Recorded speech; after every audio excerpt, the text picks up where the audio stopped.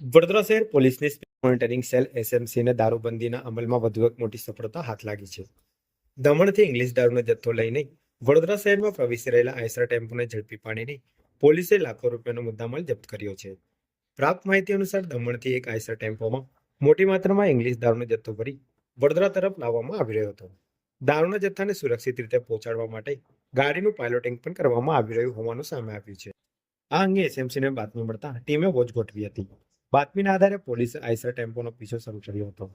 અટલાદરા વિસ્તારમાં આવેલા સ્વામિનારાયણ મંદિર નજીક વાહનને રોકી તપાસ કરવામાં આવતા ટેમ્પોમાંથી મોટી માત્રામાં ઇંગ્લિશ દારૂ મળી આવ્યો હતો. પોલીસે ટેમ્પોના ચાલકની અટકાયત કરી વધુ પૂછપરછ હાથ ધરી છે. પ્રાથમિક ગણતરી મુજબ ઝડપાયેલા ઇંગ્લિશ દારૂની કિંમત આશરે ₹25 લાખ હોવાનું જાણવા મળ્યું છે.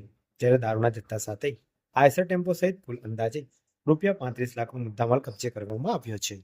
આ સમગ્ર કાર્યવાહી બાદ આરોપીઓને જપ્ત કરાયેલા મુદ્દામાલને વધુ કાયદેસરની કાર્યવાહી માટે અટલાદરા પોલીસને સુપરત કરવામાં આવ્યા છે. પોલીસે દારૂનો જથ્થો કોના માટે લાવવામાં આવી રહ્યો હતો તેમજ તેની પાછળ સંકળાયેલા અન્ય શખ્સોની સંડોવણી અંગે તપાસ શરૂ કરી છે.